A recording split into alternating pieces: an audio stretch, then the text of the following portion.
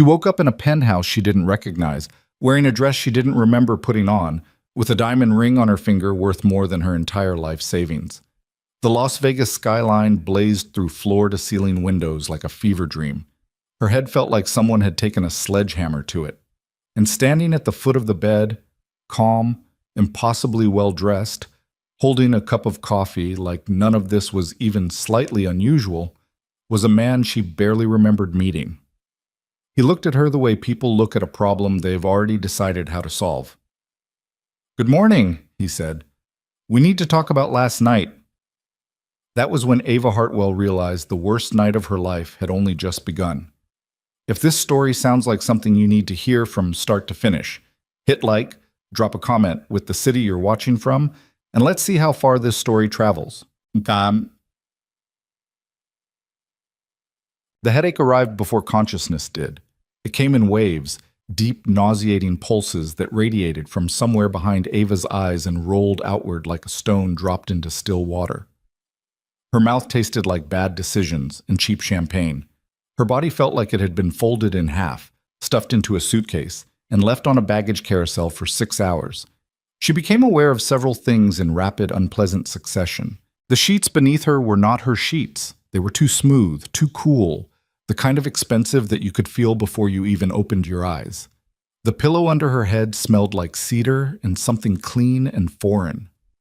The air was different, temperature-controlled in a way that her apartment back in Sacramento never was, not even in January. Her apartment had drafts and a rattling window unit and a landlord who answered maintenance calls roughly never. This room had none of those problems. Ava opened her eyes and immediately regretted it. The light coming through the windows was aggressive and merciless, the kind of pale morning brightness that felt like a personal attack. She pressed the heel of her hand against her forehead and forced herself to look around. The room was enormous. Not large, enormous. The ceiling was high enough that the chandelier hanging from it looked like something out of a hotel lobby. The furniture was dark wood and clean lines and the sort of deliberate minimalism that costs a great deal of money to achieve. There were no personal touches anywhere she could see. No photographs, no stacks of books, no coffee rings on side tables. The room existed like a display model, perfectly arranged, completely hollow. She was lying in a bed the size of a small country. She was still wearing last night's dress, a blue cocktail dress that belonged to her friend Dana, borrowed for the occasion, currently wrinkled beyond rescue. Her heels were somewhere. She didn't see them. Her small clutch was on the nightstand beside the bed, next to a glass of water and 2 white tablets that she desperately hoped were aspirin. Ava sat up slowly and took the tablets without even questioning where they came from. Her body demanded them. She drank the entire glass of water in one long pull and set it back down. Then she looked at her left hand. The ring stopped her cold. It wasn't a ring. That word was too small for what sat on her finger. It was a statement, a square-cut diamond set in platinum, flanked by smaller stones that caught the morning light and threw it back across the ceiling in fractured pieces. It was heavy. It was enormous. It was the kind of ring that women photographed in magazines looked at with open, shameless longing. Ava stared at it for a solid 10 seconds.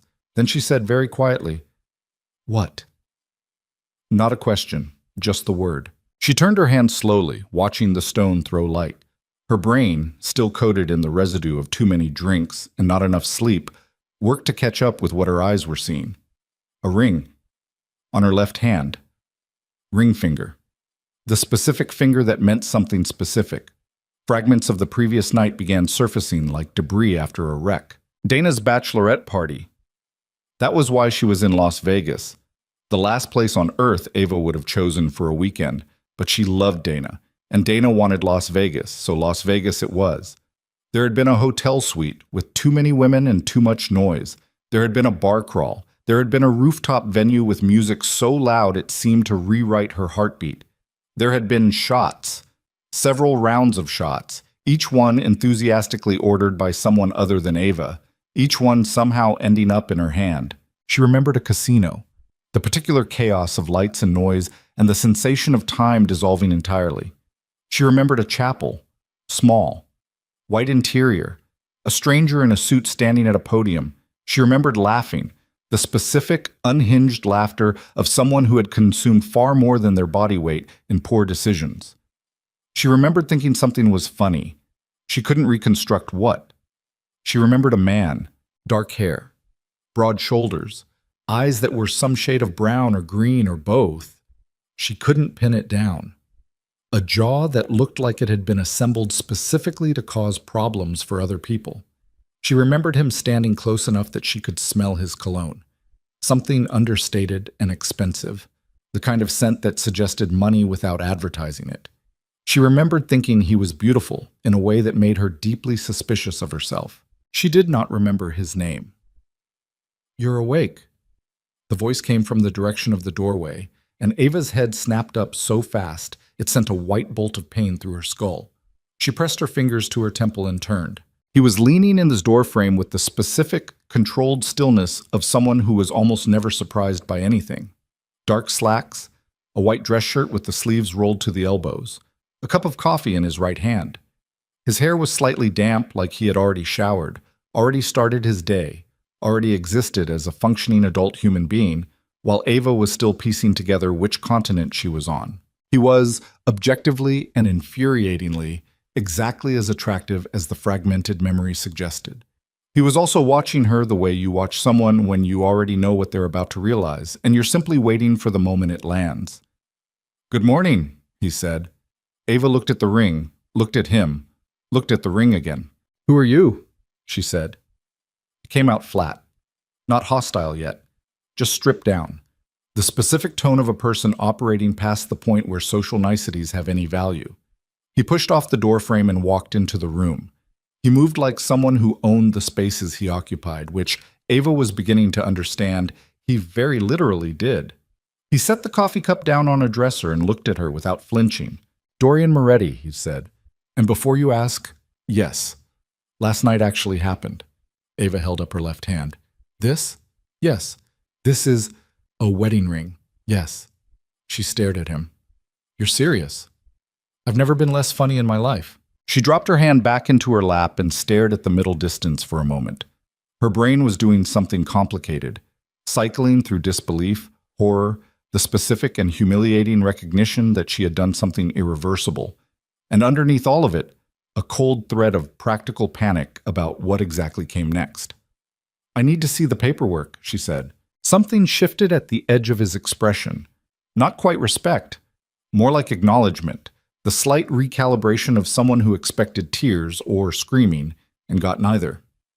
"It's on the table in the next room," he said, "along with your phone, which has been buzzing since approximately 7 this morning. Mostly a woman named Dana." Ava stood up. Her legs were unsteady but functional. She found her heels near the foot of the bed, placed there deliberately, not scattered, which registered somewhere in the back of her mind. And she didn't put them on. She walked barefoot out of the bedroom and into the living area and stopped. The penthouse opened up in front of her like something out of a film she would never be able to afford to see, let alone inhabit. The living area was all floor-to-ceiling windows and clean architectural lines, with the Las Vegas Strip spread out below like a lit-up circuit board still burning from the night before, even in the pale morning. The furniture was sparse and precise.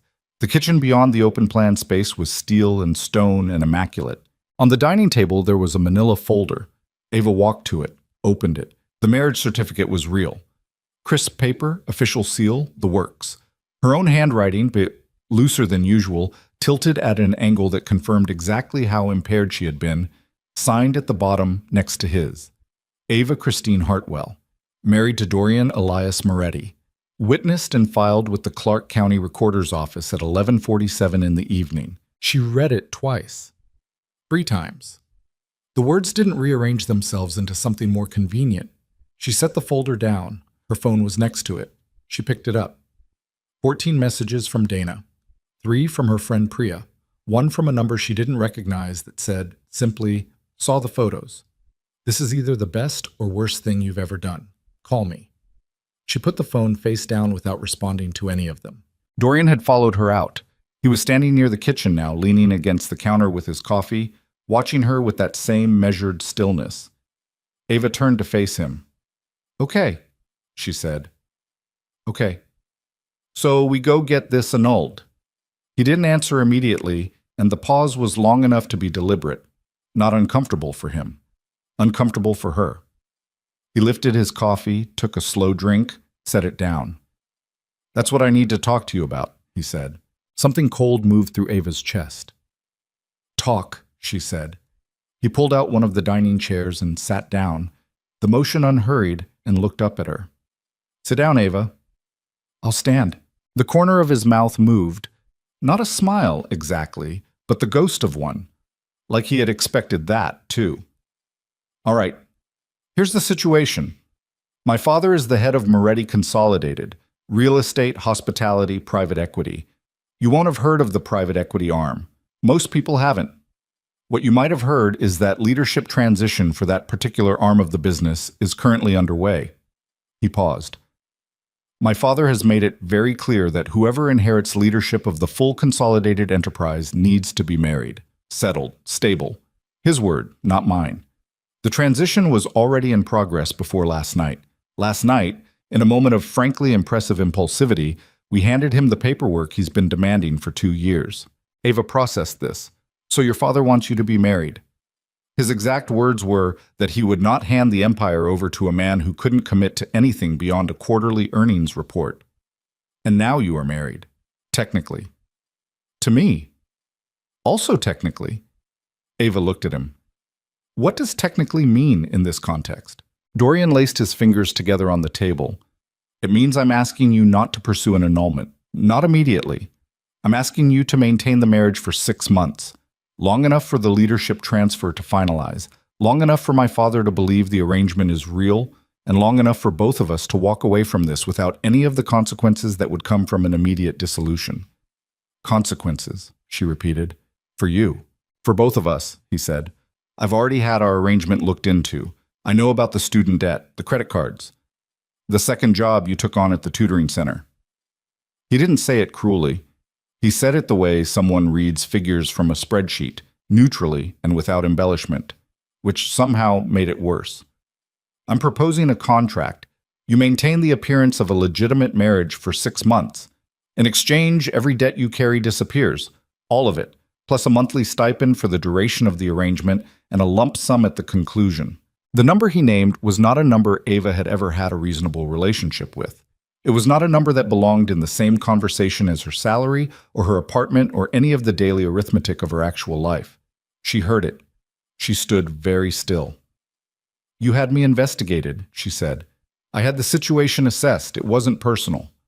It feels personal. He didn't apologize for it. She noticed that. No reflexive softening, no performance of remorse. He just looked at her and let the statement sit there. Who are you? She said. Not the same question as before. This one had weight behind it. Not your name. Who are you, actually? I'm a businessman. That's not an answer. Something in his expression shifted.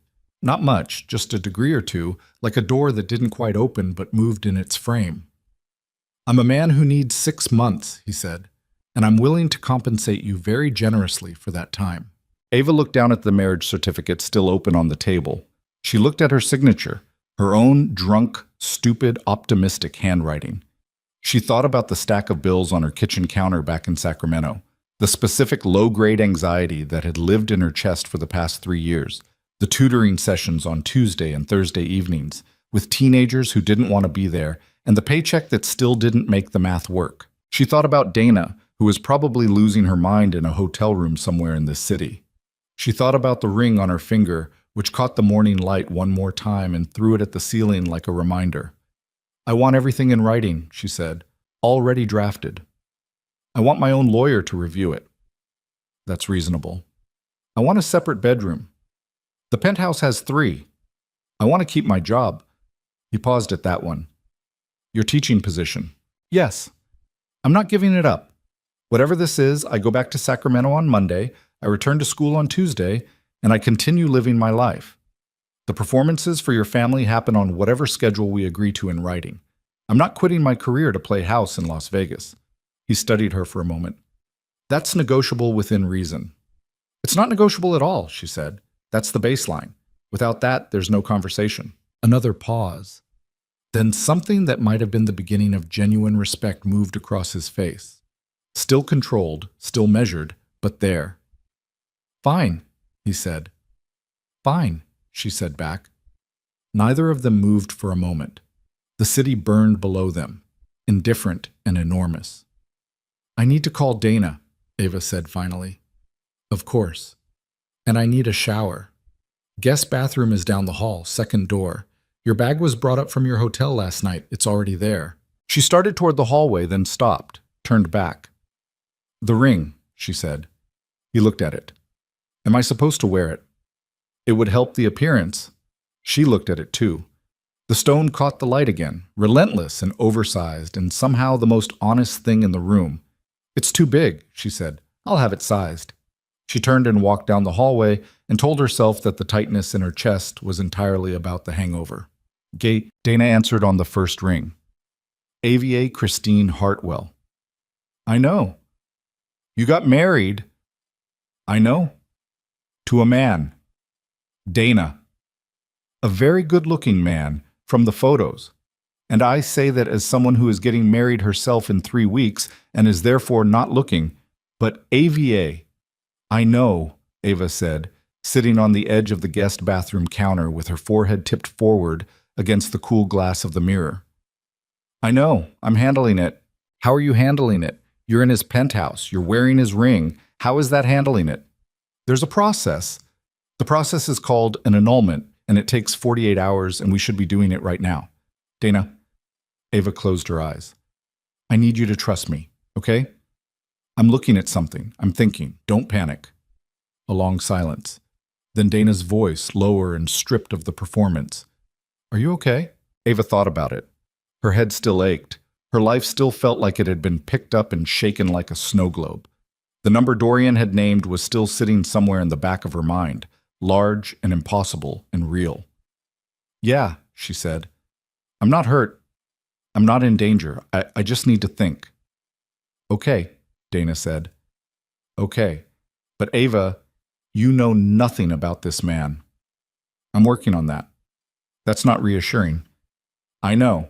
She showered. She changed into jeans and a clean shirt from her own bag, which had indeed been delivered with everything organized the way she had packed it. Nothing missing, nothing disturbed. She dried her hair and looked at herself in the bathroom mirror for a long moment and tried to identify the person looking back. Ava Hartwell, 31 years old, high school English and literature teacher, Sacramento Unified, going on 7 years. $84,000 in student debt from a graduate degree she had needed to get the job she loved in the first place. 2 credit cards. A car that was paid off but aging badly. A life that worked, that she had built carefully and deliberately, but that was held together in ways she didn't always let herself look at directly. She had come to Las Vegas for a weekend. She was leaving with a husband. She put the ring back on. It still didn't fit right, too loose on her knuckle, shifting slightly when she moved her hand, but she put it on. The contract arrived by courier at 2 in the afternoon. Ava sat at the dining table with it for 3 hours. She read it twice from start to finish, then went back and read the sections that mattered again. It was thorough. Whoever Dorian's lawyers were, they were precise. The language was clean and the terms were specific, and there were no sections that felt deliberately obscure in the way that bad contracts bury their worst intentions in subordinate clauses. The basics. She would maintain the marriage in legal standing for a minimum of 6 months. She would accompany Dorian to family events and business functions as required. A schedule to be agreed upon no later than 2 weeks from signing, and no more than 8 appearances per month without her written consent. She would be introduced and presented as his wife. She would not discuss the arrangement with any third party. She would be allowed to maintain her career in her primary residence in Sacramento. She would receive a monthly payment during the 6-month period and a lump sum upon completion in good standing. The numbers were still the numbers he had said that morning. Reading them in print didn't make them smaller. There was a termination clause. Either party could exit with 30 days' notice under specific conditions. There was a confidentiality clause. There was a section about public behavior that felt clinical in a way that made her slightly queasy. A section covering shared residence logistics during the period she would be staying in Las Vegas. Ava flipped to the last page and looked at the signature line. She texted her friend Marcus, who was a contract attorney in the Bay Area, and owed her a favor from a situation involving his sister's lease dispute 2 years ago. She sent him photos of the document. He called back in 40 minutes. Okay, he said. So, You're either in a very dramatic film or you had a very interesting weekend. Just tell me if it's real. It's real. It's actually well constructed, which I find both impressive and deeply unsettling. The termination provisions are fair. The confidentiality clause is standard. My only flag is the vagueness on public behavior expectations. I'd want that tightened before you sign. What would you add? He told her. She wrote it down. She walked back to where Dorian was on the phone in the living area. He had been on and off calls for most of the afternoon, speaking in low, precise sentences, never raising his voice, never seeming rushed. And she waited until he finished and looked at her. I want 2 changes, she said. She read them out from her notes. He considered them. The first one is fine. The second I'll need to adjust the language on, but the intent is acceptable. When can I see the revised version? This evening. She nodded. He looked at her for a moment. You had someone review it. Of course I did. He nodded. A single, small motion. Good, he said, like that was the right answer. She signed the revised contract that evening. Her hand was steady. She noted that, the way you note things that surprise you about yourself.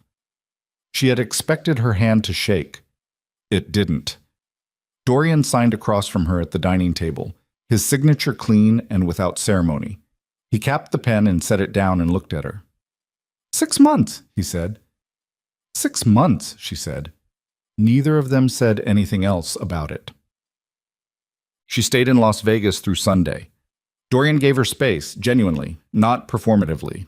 The penthouse was large enough that they could occupy different sections of it without interaction, and when they did share the same room, he didn't fill silence with noise, which she appreciated more than she expected to. Sunday morning, she found coffee already made in the kitchen when she woke up. She poured a cup and stood at the windows and looked at the city below, which in daylight looked completely different, flattened and industrial, stripped of its illusions, just buildings and concrete and the bright desert sun baking everything impartially. Dorian came out of his office a little after 9. He stopped when he saw her standing at the window, something in his expression that she couldn't read from the angle. You drink it black, he said, nodding at her cup. Always, she said. I'll make sure there's a good brand in the kitchen for when you're here. She looked at him. You don't have to do that. It's practical. She turned back to the window. When's the first event? 2 weekends from now. My parents' home in Henderson. Sunday dinner. My mother hosts them regularly. It will be... He paused. The first time my family meets you. What do they know? That I got married, that it was fast. My mother's reaction was enthusiastic. My father is reserving judgment. And your siblings? 2. Elena and Marco. Elena will be curious. Marco will be suspicious. What does Marco do? He works with me. He has his own ideas about how the leadership transition should proceed. Our relationship is complicated. How complicated? Dorian looked at her. Family dinner, complicated. Ava absorbed this. Okay. I'll send you everything you need to know before the dinner. Background, family dynamics, things to avoid saying. You'll have time to prepare. How much of it is true? What I tell them about us? He thought about that. The wedding is real. The marriage is legally valid. Everything else, the how, the why, the timeline of how we met, that's the story we'll build together. So we'll be lying to your family. He didn't flinch from the word. Yes. Ava set down her coffee cup. I don't like lying. Most people don't.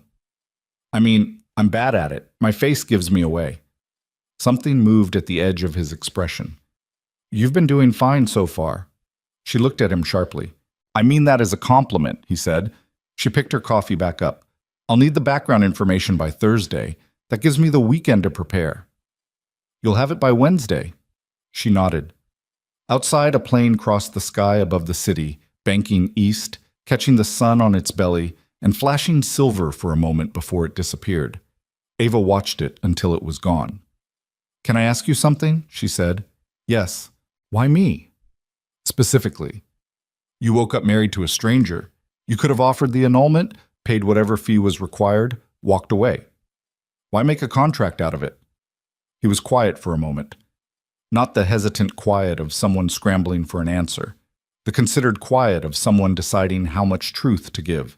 Because you were there, he said finally, and because everything I looked into about you afterwards suggested that you were someone who could hold an arrangement like this together without it coming apart at the seams. You're not impulsive. You're not reckless.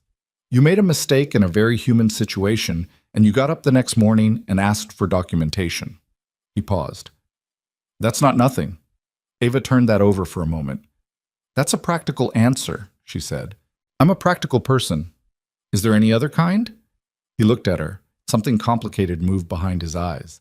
There and gone, like the plane, like the flash of sun off metal. Not for me, he said. She left for Sacramento 3 hours later. He had a car ready for the airport before she thought to ask for one. The ring on her finger still turned slightly on her knuckle. Not quite fitting, not quite her own. In the car heading down the strip toward the highway, she looked at it one more time. She tried to identify what she was feeling and got three things simultaneously. Fear, which was reasonable. Relief, which was complicated. And something else she couldn't name, some low vibration in her chest that felt like the moment before a storm that hasn't decided yet which way to go. She turned her face toward the window and watched Las Vegas collapse behind her into desert and distance. Her phone buzzed. A text from a number she had saved under his name while reviewing the contract. Background file will be in your email by Wednesday morning. There will be a car to take you from Sacramento to the airport when you need it. The ring will be resized and returned to you by Thursday. She read it twice. Then she typed back, okay. Nothing else. Because there wasn't anything else to say yet. They were 6 months and a mountain of complications away from anything else. She put her phone away. Outside the car window, the desert stretched in every direction, flat and enormous and completely indifferent to the strange, irreversible shape her life had just taken. Somewhere behind her, a man she barely knew held the other end of a contract that was either going to erase every financial burden she had ever carried or destroy something about herself she hadn't fully identified yet. Possibly both.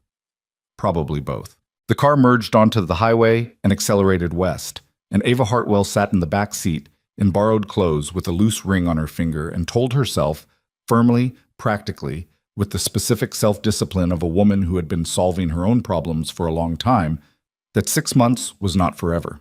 What she didn't say, even to herself, was that she had looked back at him through the penthouse window when she was crossing the lobby toward the elevator, a reflex she couldn't explain, and that he had still been standing exactly where she left him, watching her go with an expression she didn't have the vocabulary for yet. 6 months, she told herself again. The desert burned gold outside the window, and the road stretched forward without end, and far behind her, in a city built entirely on the premise that people make choices they don't fully understand.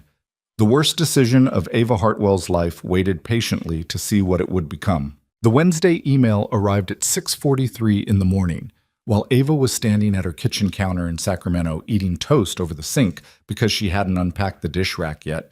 She'd shoved it into a cabinet sometime last week in a fit of organizational frustration and hadn't located it since. The subject line said, Moretti family, background and preparation.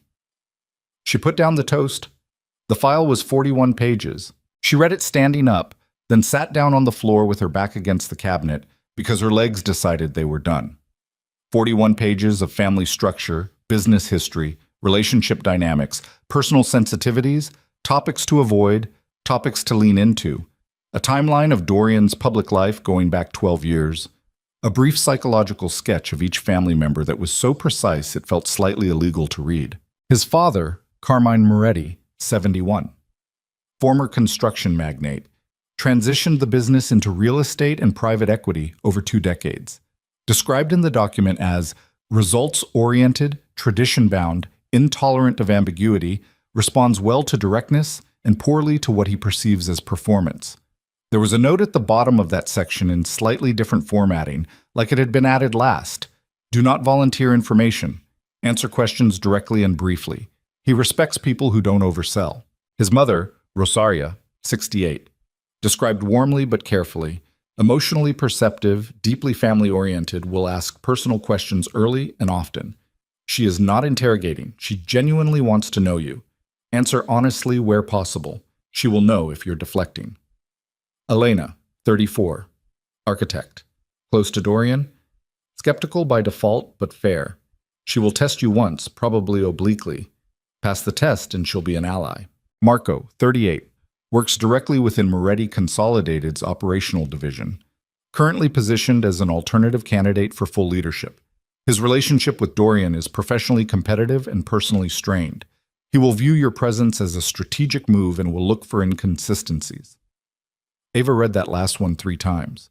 Then she read the section at the back titled Our Story and felt the specific discomfort of reading fiction about herself. It was plausible. It was carefully constructed. They had met at a business conference in San Francisco 6 months prior. Ava had been presenting at an education policy panel. Dorian had been attending a hospitality industry summit in the same complex. They had crossed paths at a shared cocktail reception. They had stayed in touch. The relationship had developed quickly and privately because Dorian valued his personal life away from professional scrutiny. The Vegas wedding had been impulsive and genuine, a decision made in a moment of certainty that neither of them regretted. It was a good story. It had texture. It had the specific, messy plausibility of real things. She hated it. She called the number he'd texted from. He answered on the second ring. You got the file. 41 pages, Dorian. Was something unclear? The part where we met at a cocktail reception. I've never been to a hospitality industry summit in my life. If anyone asks me anything specific about it, no one will ask you specifics about the summit. They'll ask you how you felt when you met me. She stopped. That's a different kind of hard. I know. A pause, brief. The ring is ready. I'll have it couriered today. I'm not calling about the ring. What are you calling about? She looked at the 41 pages spread across her kitchen floor. Marco, she said. Tell me about Marco beyond what's in the document. A longer pause this time. He's been angling for the consolidated leadership for 4 years, Dorian said, and his voice had shifted. Not colder, exactly, but flatter. The voice of someone reporting information they'd long since stopped feeling. My father always intended the primary succession to go to me. Marco knows that. He spent 4 years trying to demonstrate that I'm not stable enough for the role, too detached, too transactional, unwilling to commit to anything beyond the business. The marriage requirement was my father's way of forcing the issue. A beat. Marco will have spent the last 3 days trying to find a reason why our marriage isn't what I'm presenting it as. Has he found anything? Nothing that can be proven. Ava absorbed that. Nothing that can be proven, she repeated. He suspects. He doesn't know. What does he suspect specifically? That this is an arrangement. And he'd be right. Yes. She exhaled. Great. If he pushes during the dinner, and he will, the strongest position is not to get defensive. Defensive reads as guilty. Confused reads as genuine. You want me to seem confused? I want you to seem like a real person who is still processing the fact that she got married very quickly and is doing her best. Which, he said, is accurate. She looked at the ceiling. You're asking me to use my actual emotional state as a cover story. I'm saying your actual emotional state is the cover story. It's the most convincing thing you have. She didn't say anything for a moment. Ava? I'm here. Are you all right? The question landed differently than she expected. Not clinical, not procedural. Something in the register of it was plain and direct, and it caught her off guard enough that she answered honestly before she could decide whether to. I'm a little terrified, she said. That's reasonable, he said. Is it going to be bad? The dinner. It's going to be uncomfortable. That's not the same thing. Okay. You'll be fine. You don't know that. No, he said. But you read 41 pages at 6 in the morning, which tells me you'll be as prepared as a person can be. She picked up the papers from the floor and stacked them. I'll see you Saturday, she said. Saturday, he confirmed. She hung up and sat at her kitchen table and looked at her left hand. The ring was gone. She'd taken it off Monday morning and put it in the zippered pocket of her work bag, where it sat like a stone she kept checking to make sure was still there. The ring finger looked bare without it now, which was the strangest and most unsettling thing she'd noticed all week. The replacement ring arrived Thursday afternoon, resized and wrapped in a small black box with no note. It fit perfectly. She stood in her classroom after the last period ended, the room empty and quiet, holding the box open and looking at the stone in the afternoon light that came through the western windows. Her student Jalen knocked on the open door. "Miss Hartwell, you okay?" She closed the box. "Fine, just tired. Good work on the Fitzgerald essay." "You didn't grade it yet." "I know. I can tell in advance." She put the box in her bag. "Get out of here, it's Friday." He left. She sat at her desk for another 10 minutes, listening to the school empty around her. The drive from Sacramento to Las Vegas was 6 hours if you pushed it. Dorian had arranged a car, but Ava had canceled it Tuesday and said she'd drive herself. He'd sent back a single text. "Why?" And she'd sent back, "Because I need to arrive in something I control." He hadn't pushed back on that, which she noted. She arrived at the penthouse at 7 Saturday evening. He opened the door before she knocked, which meant he'd seen her on a camera somewhere, which she filed away without comment. He looked at her for a moment in the doorway. She had dressed deliberately, not to impress him, but to feel like herself in a situation that kept trying to make her feel like someone else. Dark jeans, a good blazer, simple earrings, her own clothes, her own choices. "You drove," he said. "I said I would." He stepped back to let her in. The penthouse was exactly as she remembered it.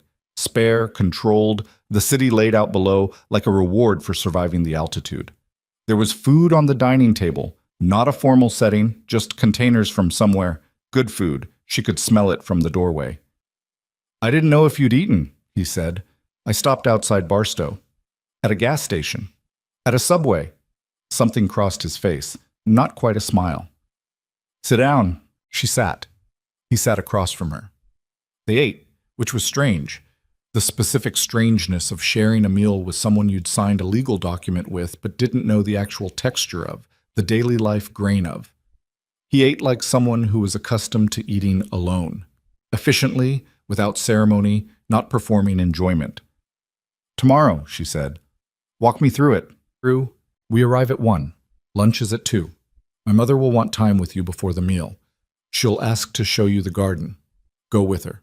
My father will want to talk to me first, which takes the pressure off you for the first 20 minutes. Elena will find you before the meal. Marco will wait until everyone is seated." "How long does it usually run?" "Until my father decides it's over. Could be 3 hours, could be 6.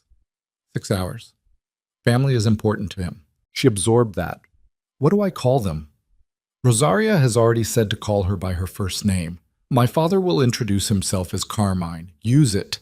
And I call you it's whatever you'd call me if this were real." She looked at him. "I don't know what I'd call you if this were real. I've known you for a week." "Then that's what you tell them if they ask. You've known me for a week in person and 6 months from a distance, and you're still figuring out how to navigate the gap. That's honest. That's terrifyingly honest." "Honesty works in rooms like my parents' house," he said. "Performed certainty doesn't. My mother especially. She has a very precise antenna for people saying what they think she wants to hear." Ava set down her fork. "What's she like?" "Actually, not the document version." He was quiet for a moment. "She married my father when she was 22, he said. "She spent 50 years in the orbit of his decisions without ever losing herself entirely. She made sure Elena and I went to school for what we wanted, not what he expected. She's the reason Marco didn't end up in a worse version of who he is." He paused. "She's not warm in the uncomplicated way. She's warm the way that people are warm when they've learned that caring about someone costs something." Ava looked at him. "That's the most I've heard you say about anyone." He picked up his fork again. "She's worth it." They finished eating. He cleared the containers. She stood at the window for a while looking at the city, which had shifted into its nighttime register, all pulse and light and the distant suggestion of music from somewhere far below. "Dorian." He turned from the kitchen. "If Marco pushes tomorrow, really pushes, what do you want me to do?" He crossed his arms, looked at her steadily. "Trust yourself," he said. "You're not a bad liar when you're telling a version of the truth. Don't invent things. Don't over-explain. If something he says makes you angry, let it." "Let it?" "You're allowed to be angry at someone who's implying your marriage isn't real. That's a normal response. Use it." She turned back to the window. "You've thought about this a lot." I think about everything a lot. Is that exhausting? The question came out before she'd decided to ask it. She felt him behind her, check. Not close, just present. The particular weight of someone else in a room you've been alone in. Constantly, he said, and the word was flat and undefended and more honest than anything she'd expected from him at 7:30 on a Saturday night. She didn't turn around. He didn't move.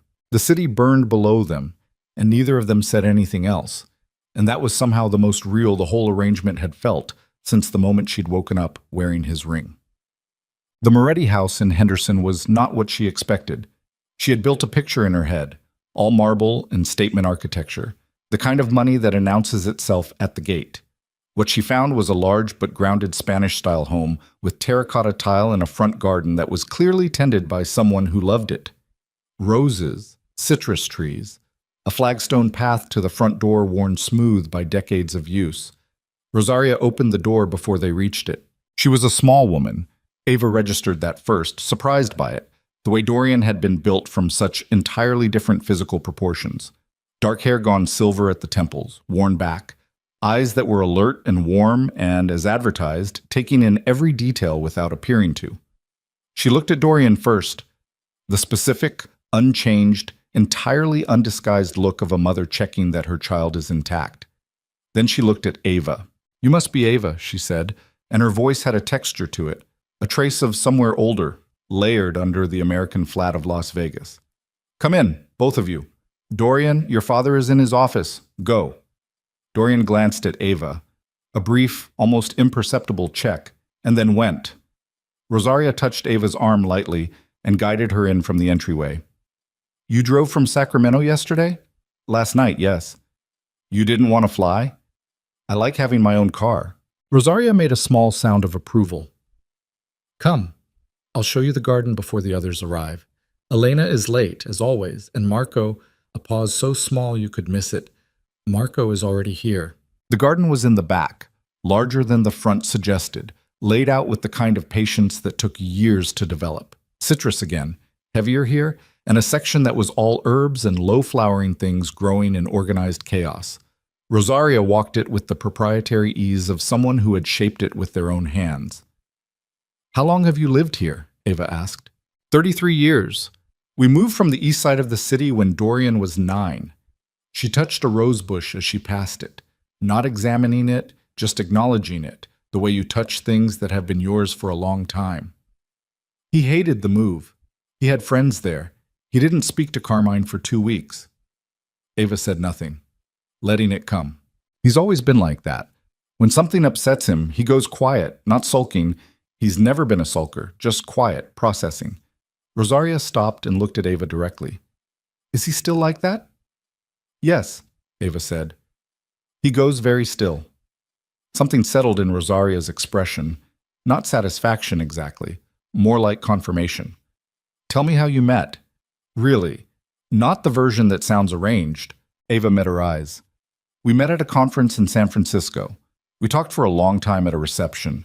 The kind of conversation where you look up and 2 hours have passed. We kept in contact.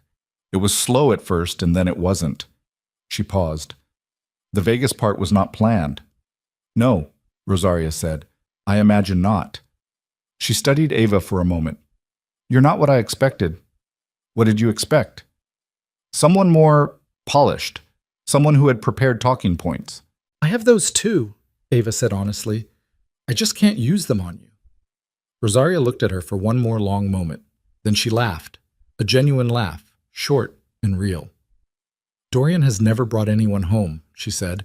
"Not once in all these years. I used to worry." She started back toward the house. "Come, let's go inside before Marco starts circling." Lunch was a performance. Carmine Moretti took up the head of the table the way certain men took up rooms. Not aggressively, just with the settled certainty of someone who had occupied the primary position for so long that even the furniture had organized itself around it. He shook Ava's hand when they were introduced, held it a beat longer than necessary, and looked at her with the direct, assessing gaze of someone who had spent a lifetime making quick reads of new people. "Dorian tells me very little," he said. "That's always been his way, so I'll ask you directly. What do you do?" "I teach high school English and literature." "In Sacramento?" Yes. You're keeping the job. Yes. Even now. Especially now, she said. He looked at her. Then he looked at Dorian. Something passed between them that Ava couldn't fully decode. Not approval, not disapproval. Assessment. Elena arrived 20 minutes into the meal, apologizing without real contrition, carrying a bottle of wine she set on the table like a peace offering. She was tall like Dorian, with the same watchful quality to her eyes, and she sat next to Ava by apparent coincidence and spent the first 20 minutes asking about Sacramento in a way that was so casually specific that Ava understood exactly what it was. The oblique test, precisely as predicted. She answered everything straight: the school, the neighborhood, the drive, the students, real details. Nothing performed. Elena refilled her wine without being asked and said quietly, "You're good at this."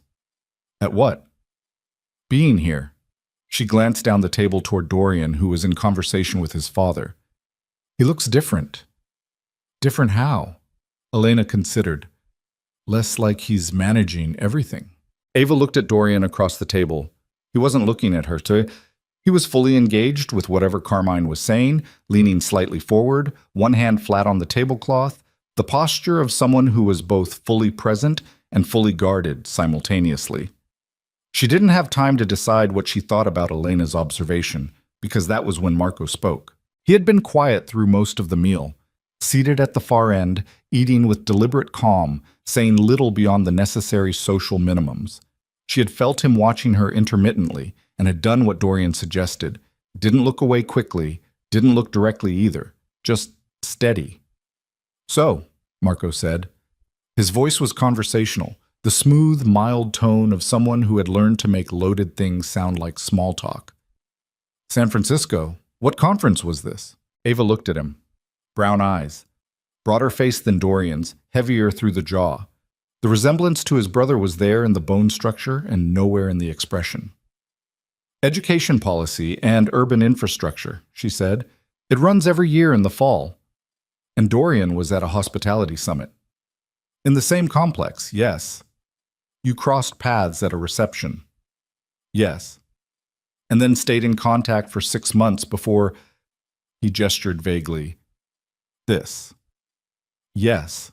That's a long time to maintain interest in someone you only met once." "We talked regularly," Ava said. "Phone calls, some visits. It wasn't one meeting." "Dorian never mentioned you," Marco said. Pleasant, conversational. A knife wrapped in a napkin. "To anyone, not me, not Elena.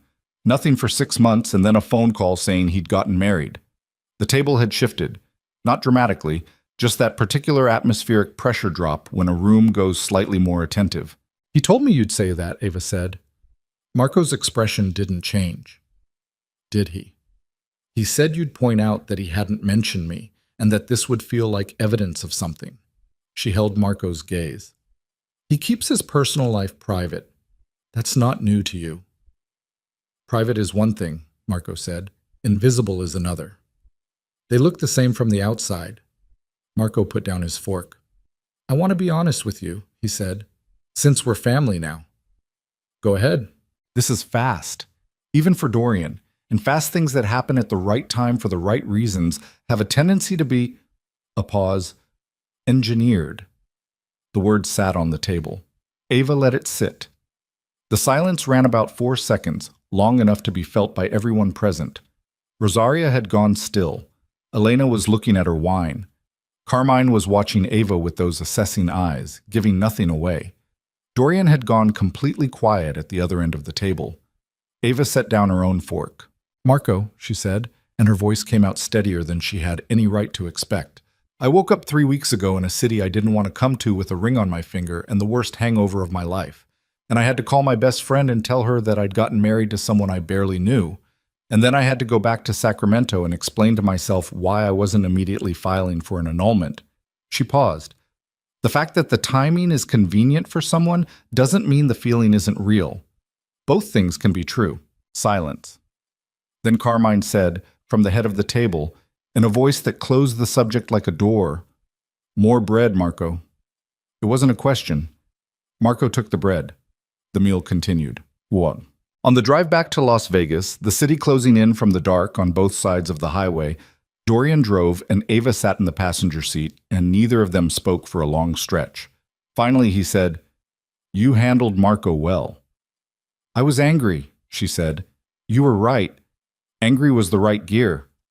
"What you said about the hangover and the annulment." "It was true," she said, "which was the only reason it worked." He nodded once. The road ran flat and straight ahead of them, and the city lights ahead were building slowly. The particular glow of Las Vegas from a distance, like something burning at the edge of the world. "He's not going to stop," Dorian said. "I know. He'll look for other angles." "I know that too." He glanced at her. "You're not worried?" "I'm very worried," she said. "I just don't have energy left for it tonight." He turned back to the road. They drove. She was almost asleep when his phone rang through the car speakers. A number on the display, no name attached. He answered it, his voice shifting into that flat, stripped register she'd heard once before when she'd passed by his office with the door slightly open, the specific frequency of someone handling something they didn't want to be handling. The voice on the other end said 4 words before Dorian cut the call. "They know about her." The car was silent. Ava was no longer anywhere close to asleep. She looked at him. His jaw was set. His hands on the wheel hadn't moved, hadn't tightened, nothing, just that terrible stillness. "Dorian," she said. "Don't," he said. Quiet, controlled. "Not right now." "Who was that?" "Don't," he said again. She turned forward. The city blazed ahead of them. Her heart was doing something irregular and fast, and she pressed her hand flat against her sternum, like that would help. And she thought about the 41 pages of background material that hadn't contained a single word about who might say they know about her in a voice like that. At 11 o'clock at night, on a road with nowhere to turn around. She thought about the section in the contract that had described his business interests as real estate, hospitality, private equity. She thought about the line beneath that section, the one she had read and then not read again, because something about reading it twice felt like making a decision she wasn't ready to make. The private equity arm. Most people haven't heard of it. The city swallowed them whole, and the call hung in the air between them like smoke. And Ava Hartwell understood, with a cold and absolute clarity, that the 41 pages had been a map with the most dangerous territory left blank. She didn't say that out loud. She sat with it in the passenger seat while the Las Vegas skyline swallowed the car whole, and Dorian drove with both hands on the wheel and said absolutely nothing for the remaining 8 minutes it took to reach the parking structure beneath the building.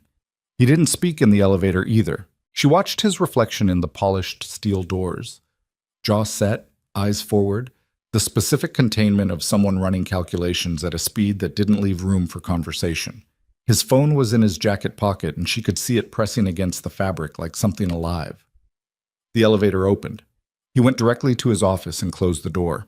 Not slammed, closed, which was somehow worse. Ava stood in the middle of the living area for a moment, still in her blazer, still in her good jeans, and looked at the city through the windows.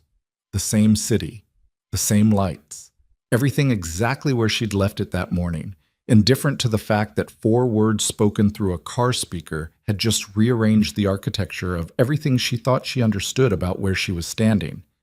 They know about her. She went to the kitchen and filled a glass of water and drank it standing at the sink the way she did at home, and the familiarity of the gesture in this unfamiliar room felt like something to hold on to. She was still holding the empty glass when the office door opened. Dorian came out with his jacket off and his phone in his hand and looked at her across the room. He looked not shaken, exactly, more like someone who had just finished absorbing a shock and was now operating in the precise, stripped-down mode that followed it. "Sit down," he said. "You keep saying that to me." "I keep meaning it." She sat on the couch. He didn't sit. He stood near the window, phone still in hand, and looked out at the city for a moment before he turned back. "There are people," he said, "who have had a business disagreement with my family for several years. A serious one. The kind that doesn't get resolved in a boardroom." She looked at him. "They've been watching our situation since the wedding became public. Someone inside, and I don't know who yet, gave them information. Your name, your address in Sacramento, your school." He paused. "Your daily schedule." The glass was still in her hand. She set it on the coffee table before she dropped it. Someone inside, she said. Inside what? He looked at her directly. My organization. She held his gaze. Define organization. The pause was only 2 seconds, but it was 2 seconds in which she watched him make a decision about how much truth the room could hold. Moretti Consolidated has legitimate operations, he said. Real estate, hospitality, the private equity arm. He stopped. The private equity arm has historically managed relationships and resolved disputes in ways that fall outside conventional business practice. Say it plainly, she said. Her voice came out flat and surprisingly steady. The family has operated in spaces that are not entirely legal for a long time. The transition my father wants, handing primary leadership to me, is partly about moving the enterprise away from those operations, slowly, carefully, without exposing the family to consequences from either direction. She sat with that for a moment. Either direction, she said, meaning law enforcement on one side. Yes, and the people who just called on the other. Yes. She stood up. Not out of panic, she needed to be vertical for this. She walked to the window and stood next to him and looked out at the city that had looked like a reward from up here, and now looked like something else entirely. You put me in a contract, she said, that involved your name and your address, and 6 months of my life appearing in public beside you, without telling me that your name comes with enemies who would acquire my home address. He didn't deny it. Yes, you investigated me. You knew everything about me before I signed anything, and you made a calculation that the risk to me was acceptable without asking whether I agreed. Yes. She turned to look at him. Was that a business decision or a personal one? Something moved in his face, brief and unguarded, there and gone. Both, he said.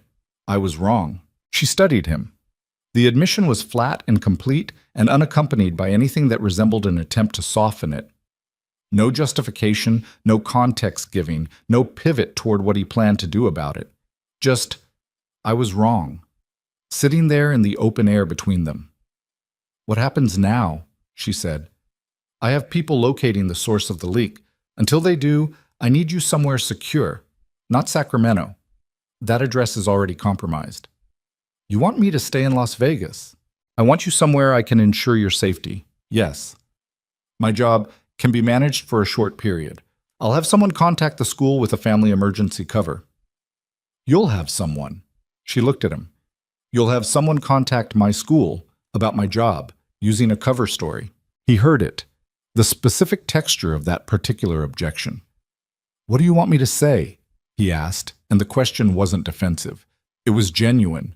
He looked genuinely uncertain, which was the most human she had seen him look since the morning she'd woken up in this room. I want you to say you should have told me, she said. Not tonight as damage control. Before I signed. I should have told you, he said. Before you signed. Why didn't you? A long pause. Because I thought you'd walk away. She looked at him. You were probably right. He nodded once. She turned back to the window. Below them the city pulsed on, completely unaware of the specific way her life was in the process of changing shape again. How serious is this? She said. The people who called. How serious? He was quiet for a beat too long. Dorian. Serious, he said. Have they hurt people before? Yes. She pressed her fingers against the cold glass of the window. Her own reflection stared back at her. Blazer, simple earrings, the ring catching the city light. She looked like someone who had dressed for a family lunch. She looked like someone completely wrong for the situation she was currently standing in. Okay, she said. Okay. I'm not okay, she clarified. I mean, okay as in, I'm still here and I'm not screaming. That's all I have right now. That's enough, he said quietly. She didn't sleep. She lay in the guest bedroom with the city light coming through the curtains and her phone on the pillow beside her, and ran through the situation the way she ran through problems with her students, from the outside in, looking for the structural logic beneath the surface noise. She was in a contract. The contract was legitimate. She had signed it understanding the business reason and not understanding the full context, which was Dorian's fault, and partly her own for not pushing harder on what private equity actually meant. She was legally Dorian Moretti's wife. Someone dangerous had her name and her address. Her school schedule had been shared with people who resolved disputes outside boardrooms. At 3 in the morning, she got up and went to the kitchen and made coffee. The good brand he'd stocked, the one she hadn't mentioned and he'd simply noticed, and she sat at the dining table and thought about Sacramento, her apartment, the stack of bills that would still be there when this was over, if the lump sum at the end of the contract turned out to still be a viable future rather than a theoretical one. She thought about her students. Second period, junior year, currently in the middle of their eyes were watching God. They would have a sub on Monday who would almost certainly not know the book well enough to hold the discussion she'd planned. She thought about Dana, 3 weeks from her wedding, who knew roughly that Ava had signed something, but not what the something contained. She thought about Dorian saying, "I was wrong," with no packaging around it whatsoever. She was still sitting there when he appeared in the kitchen doorway at 4:15, dressed in a shirt and dark trousers, not looking like someone who had slept either. He stopped when he saw her, looked at the coffee. "Is there enough?"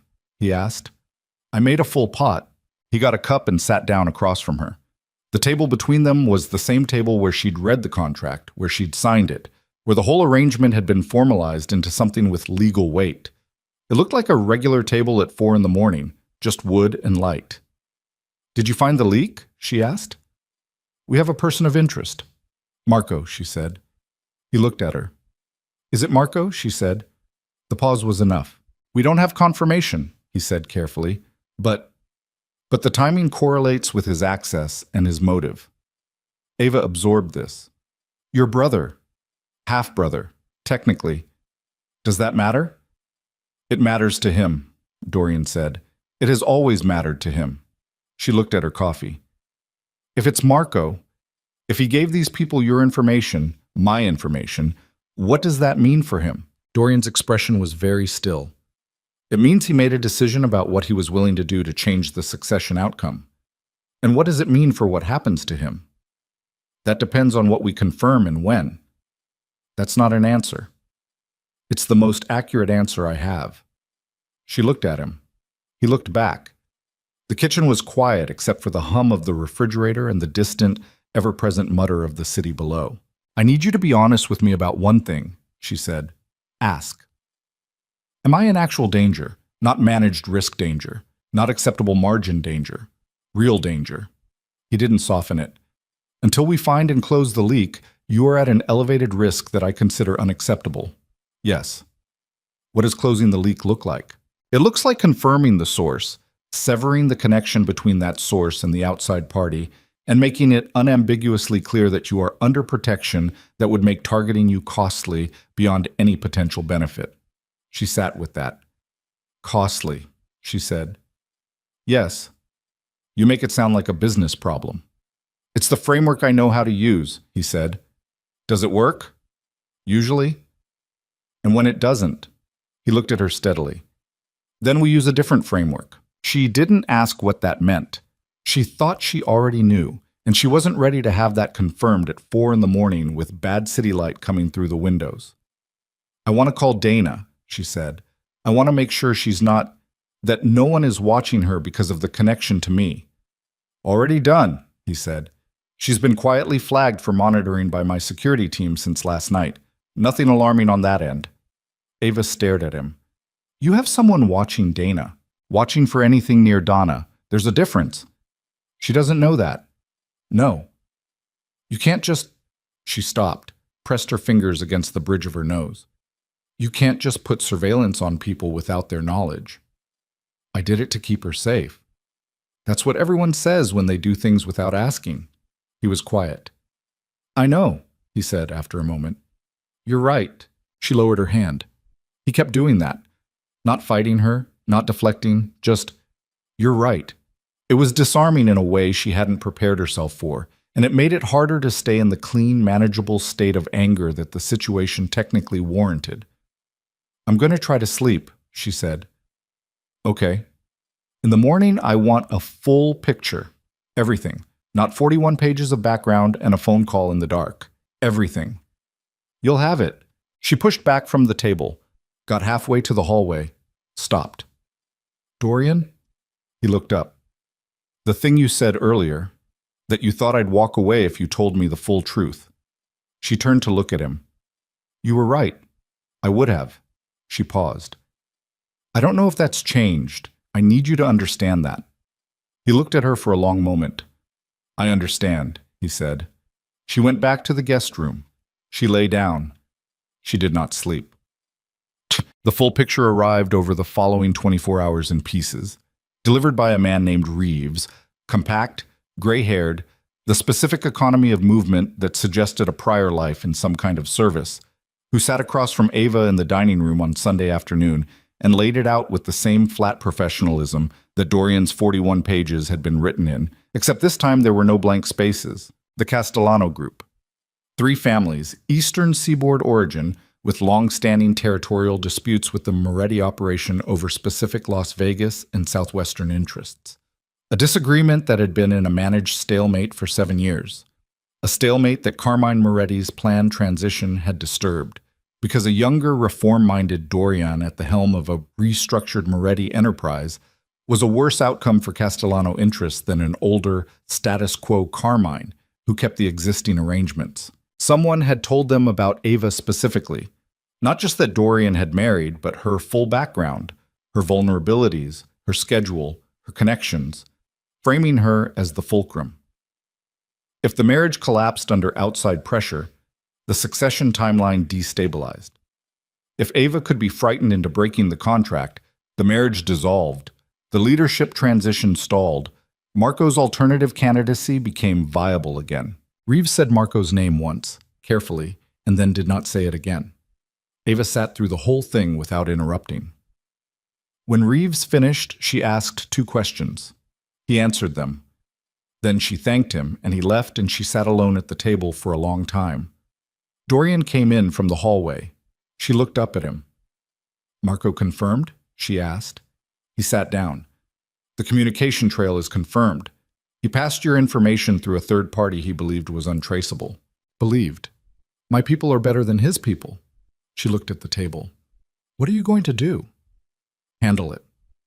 That's not specific enough anymore, she said. I gave up the right to vague answers this morning. What are you going to do about your brother? Dorian's face was doing something careful and contained.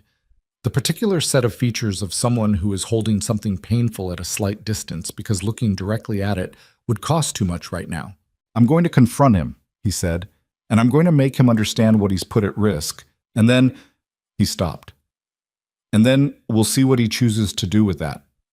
You're giving him a choice. He's my brother. He gave my home address to people who hurt people for leverage. I know what he did. Dorian's voice didn't rise. It went the other direction. Lower, quieter, the controlled quiet of something that wanted to be louder and wasn't allowed to be. I know exactly what he did, Ava. I'm not minimizing it. Then don't protect him. I'm not protecting him. I'm making sure that whatever consequences follow are the right ones, not the reactive ones. He looked at her. I've seen what the reactive ones look like. I don't want that. She looked at him for a long moment. The man in front of her was not the man she had signed a contract with across this table 3 weeks ago. That man had been controlled and practical and legible in a way that felt manageable. This man was controlled and practical and currently holding the weight of a betrayal by someone he had grown up with and doing it without falling apart, and it was the most complicated thing she had seen in his face since she'd first seen his face. Okay, she said softly. He looked at her. I'm not going anywhere, she said. Not because of the contract, because running right now would just give them what they want. He held her gaze. You don't have to stay because of them. I know. Ava?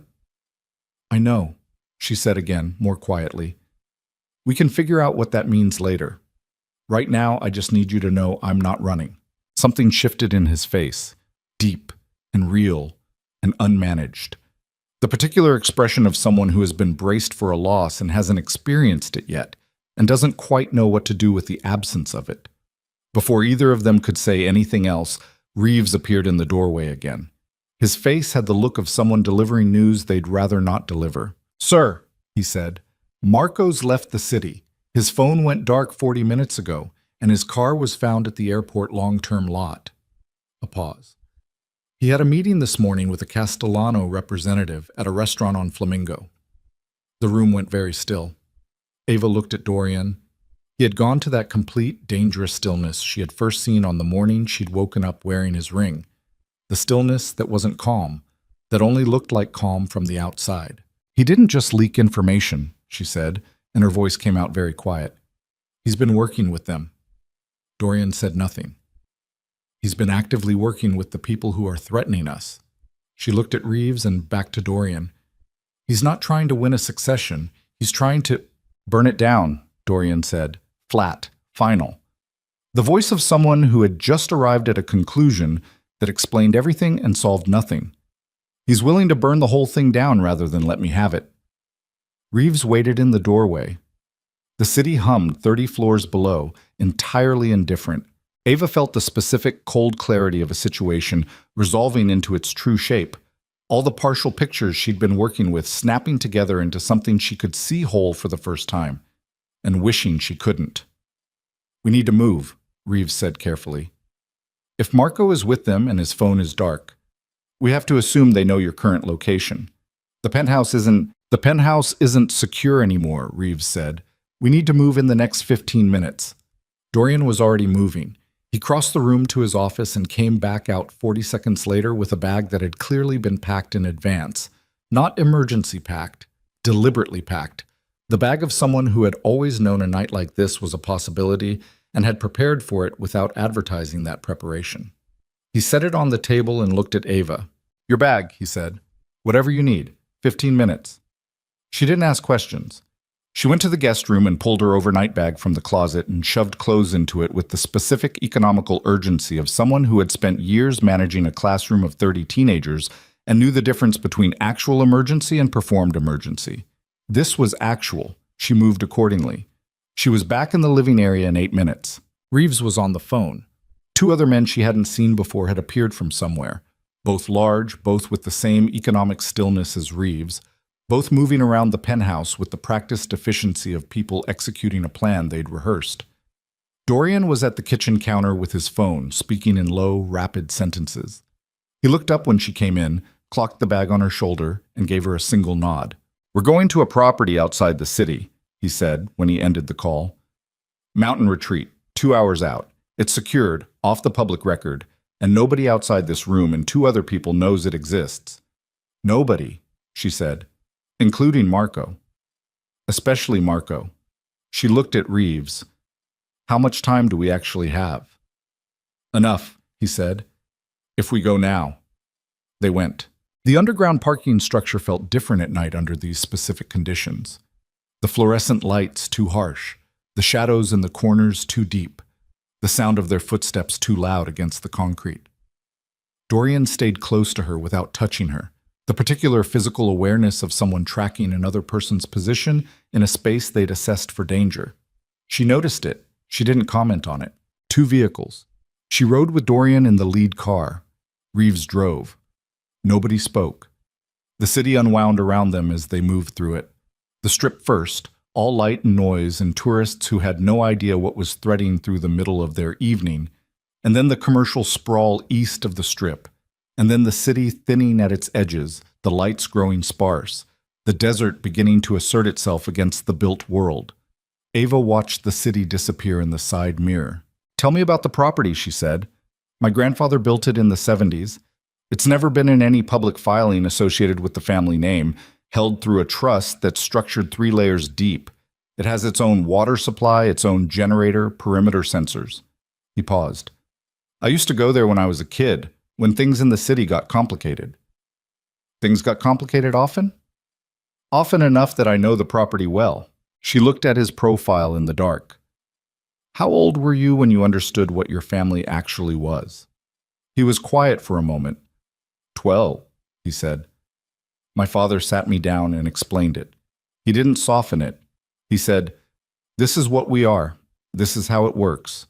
This is what will be expected of you, and you have a choice about whether to be part of it. He paused. He said it like the choice was real. Wasn't it? I was 12, he said, and I loved my father, so. She turned back to the window. The last lights of the city fell away and the desert opened up. huge and dark and indifferent in the way that only the desert at night can manage, the sky above it enormous and full of stars that the city light had been drowning. "I'm sorry," she said. It came out before she decided to say it. He glanced at her. "That you were 12, she said. "When you found out." He looked back at the road, said nothing for a moment, then, "Don't be sorry for me yet." "What does that mean?"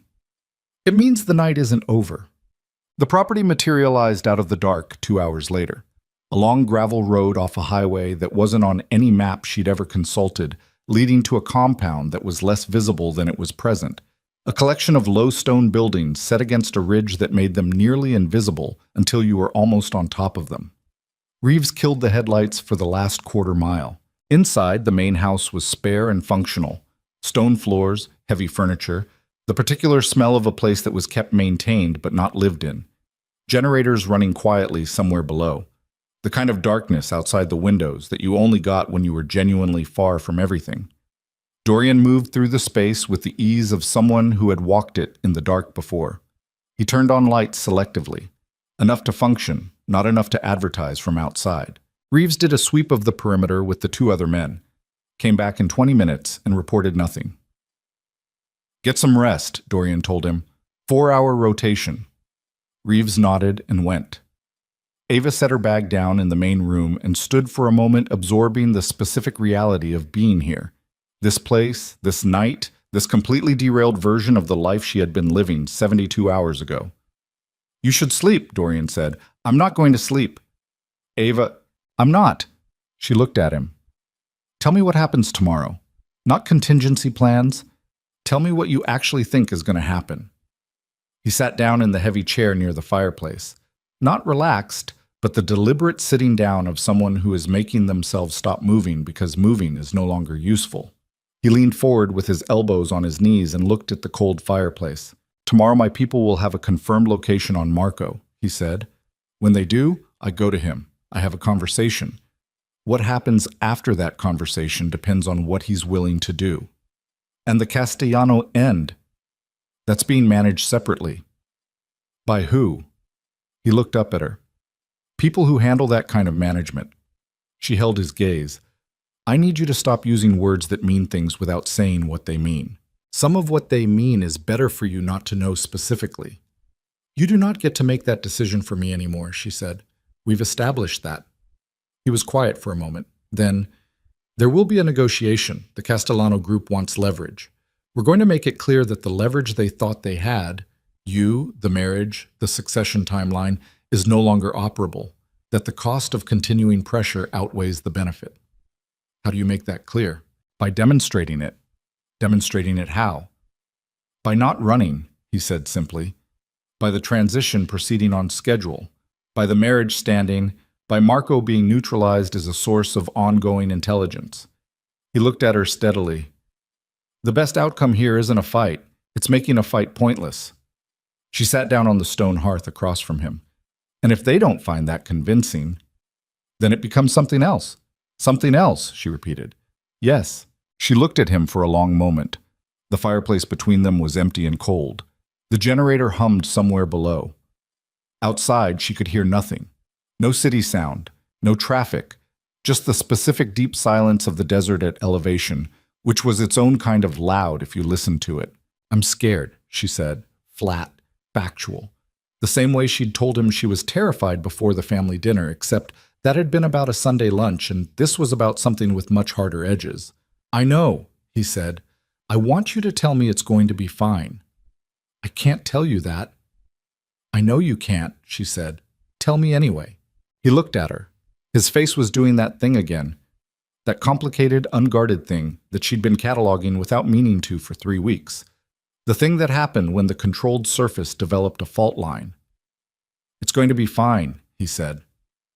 It didn't sound like a script. It sounded like a man saying the one thing he wanted to be true badly enough to say it out loud. She nodded once, looked at the cold fireplace. "Get some sleep," she said. "I'll take the first watch." "You don't need to." I know I don't need to." She looked at him. "Go." He went. She didn't sleep. She sat in the main room with the lights turned low and her phone in her hand and watched the dark outside the windows and thought about her students and her apartment and the bills on her counter and Dana's wedding in 2 weeks and all the ordinary architecture of a life that was sitting exactly where she'd left it, waiting for her to come back and inhabit it. She thought about Dorian at 12 years old, sitting across from his father and being told what the family was. She thought about the ring on her finger and the contract on the dining table 3 weeks ago, and the moment in the car when his jaw had set and his hands hadn't moved and 4 words had changed the temperature of everything. At 2 in the morning, her phone lit up with a number she didn't recognize. She stared at it for 2 full rings.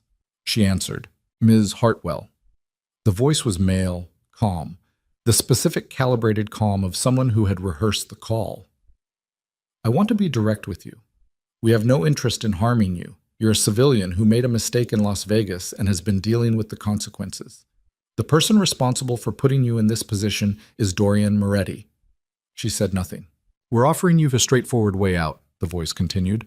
"Information about Moretti's current location. That's all. After that, your part in this is finished. Your debts are cleared. We'll match whatever he offered you tonight, transferred to any account you specify. You go home to Sacramento. This is over for you." She kept her breathing even. "Ms. Hartwell." "I heard you," she said. "What's your answer?" She looked at the dark window, the desert outside, the stars she couldn't see from here. "My answer," she said carefully, "is that you called the wrong person." A pause. "That's a mistake." "I've made a few of those lately," she said. "I'm getting better at living with them."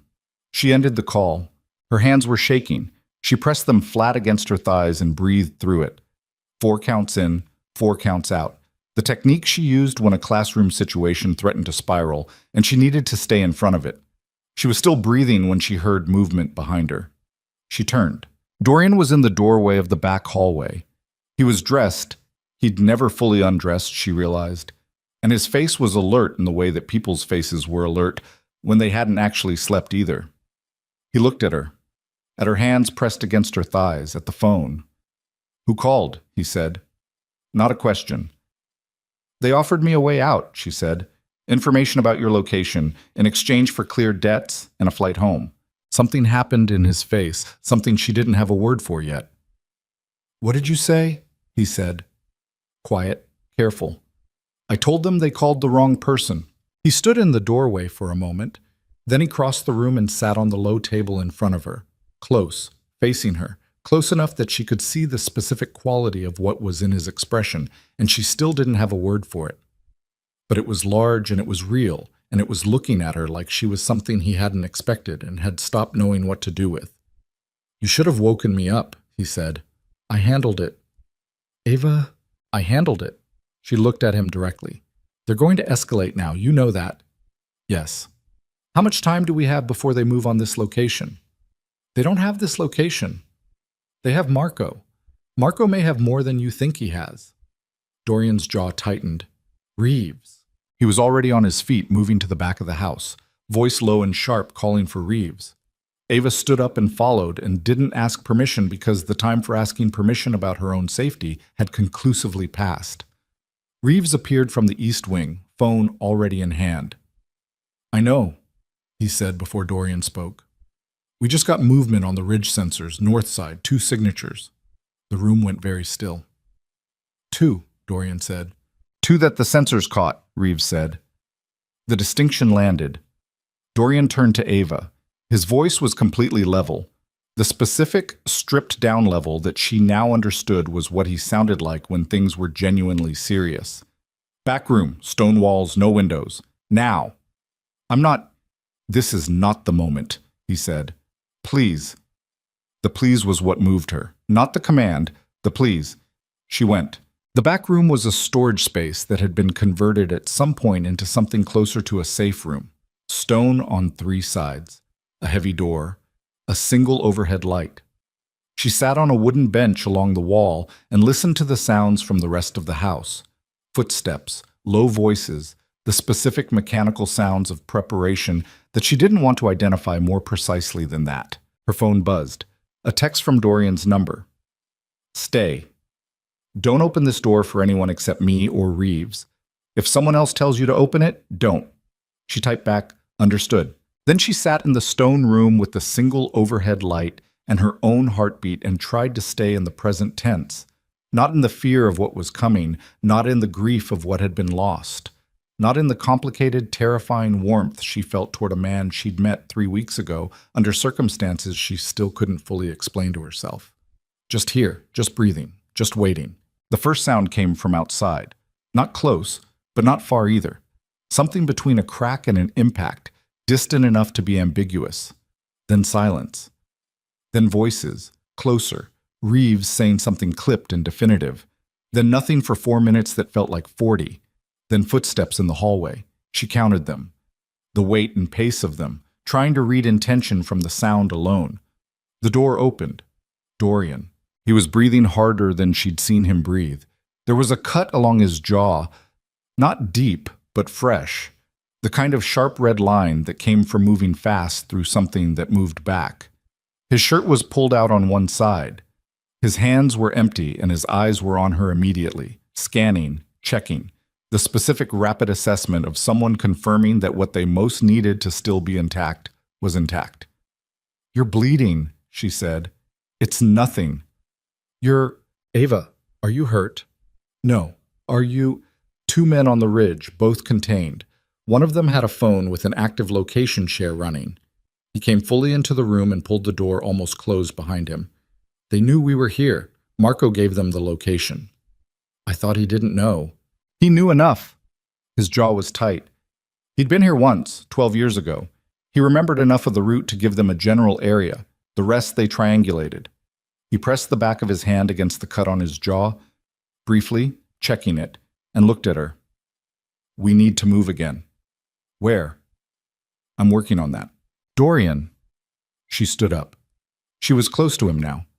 Closer than she'd been in a space this small. Close enough to see the specific way the cut was already beginning to bruise along the edge, and the way his breathing was still elevated, and the thing in his eyes that was running underneath the operational focus, the thing that looked like fear, actual fear, the specific kind that wasn't about himself.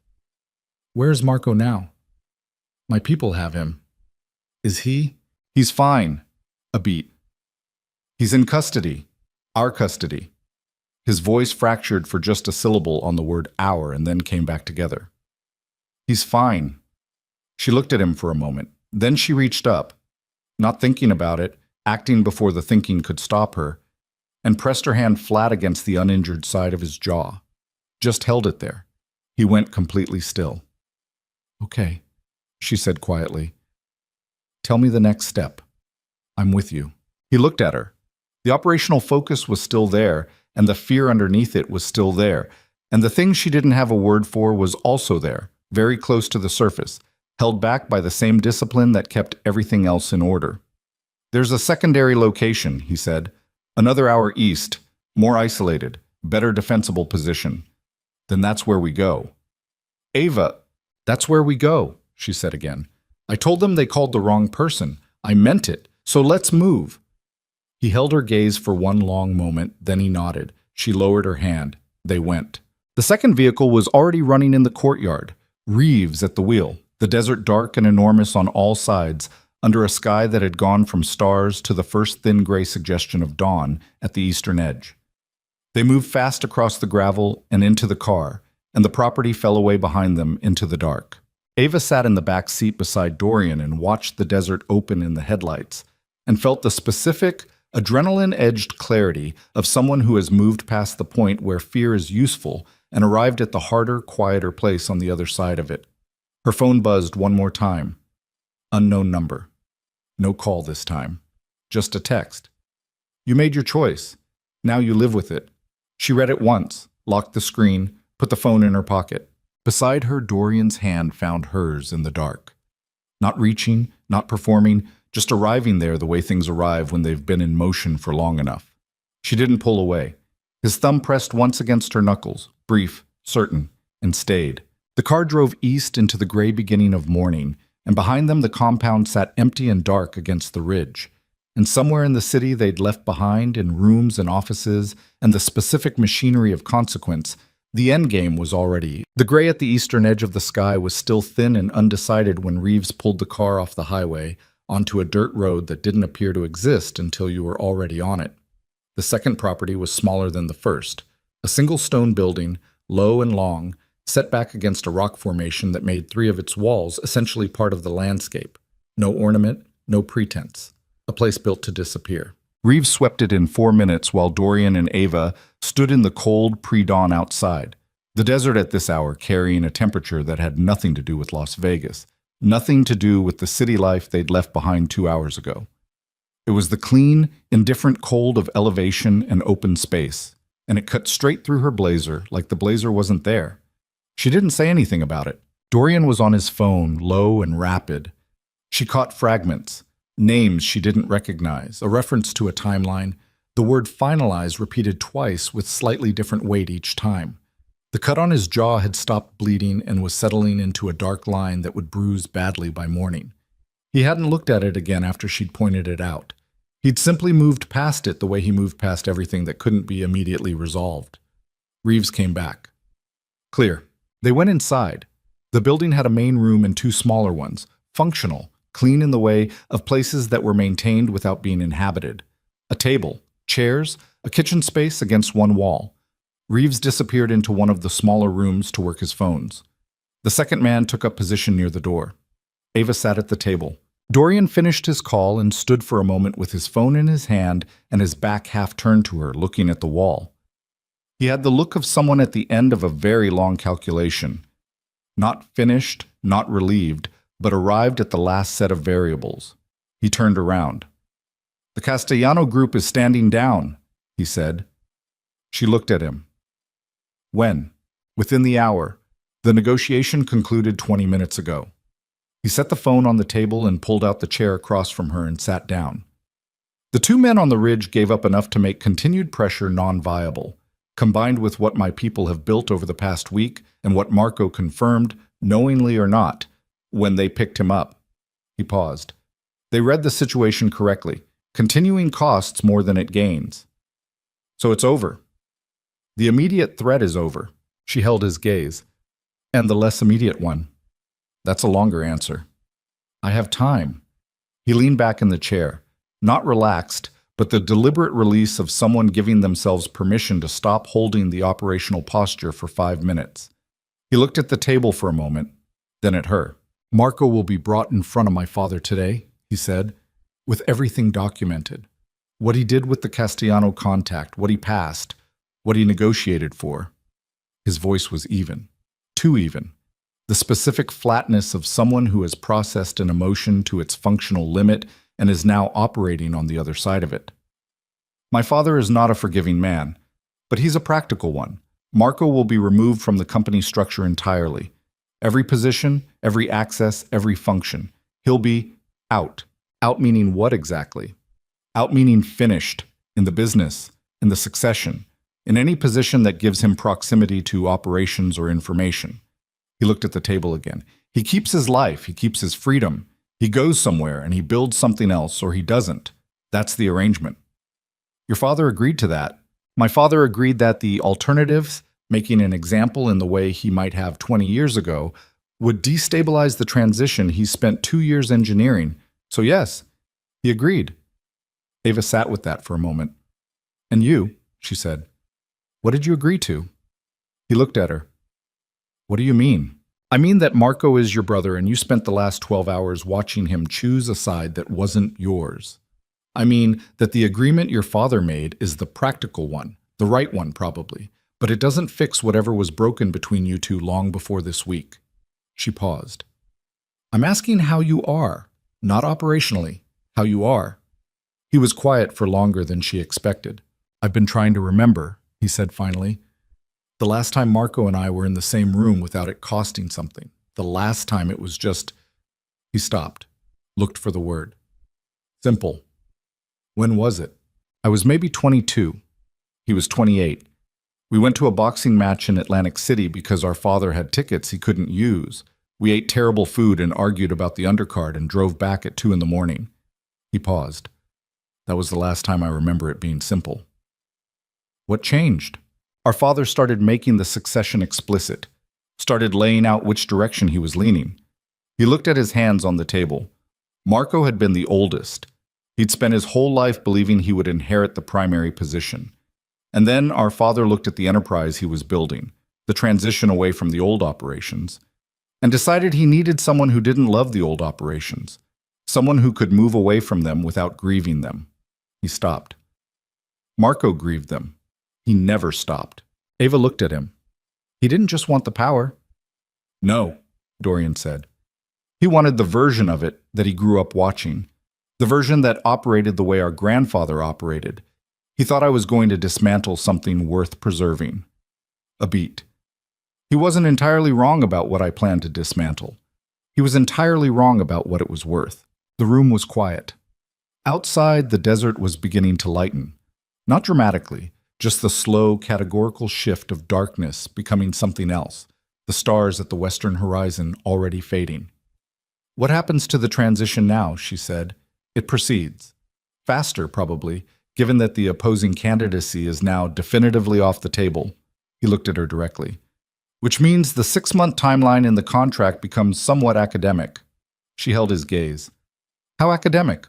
The original purpose of the arrangement, demonstrating marital stability for the transition, is no longer the limiting factor.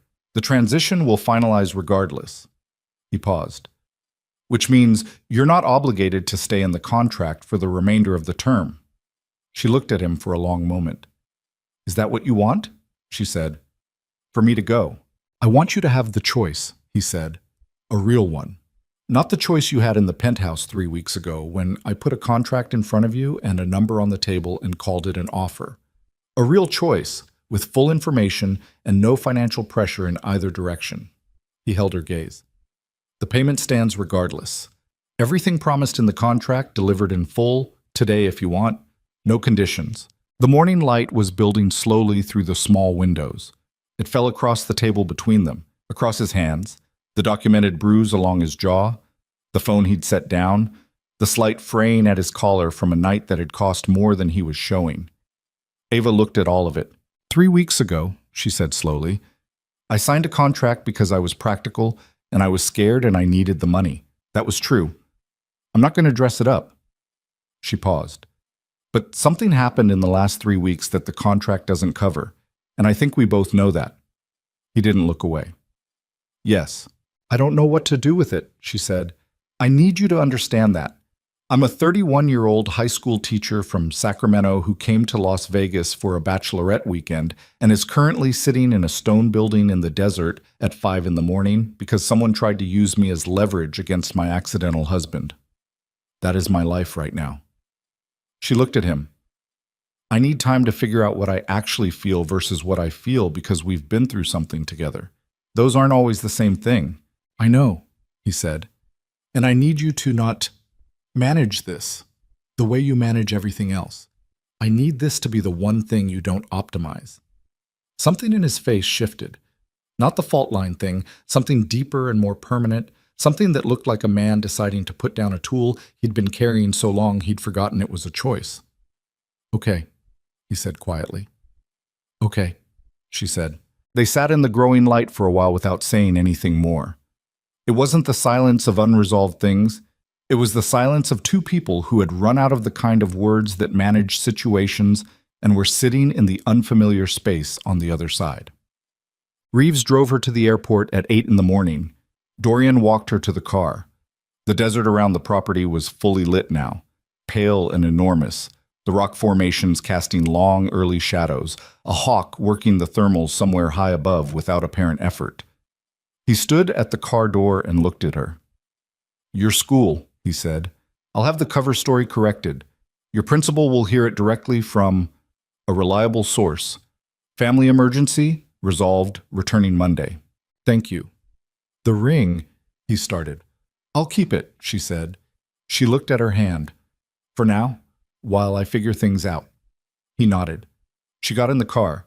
Reeves started the engine. Dorian stepped back from the door, and she looked at him through the window as the car began to move, and he stood there in the morning light with the cut on his jaw and his shirt still pulled out on one side and his hands at his sides, not performing anything, not managing anything, just standing there being seen, which she understood was its own kind of cost for him.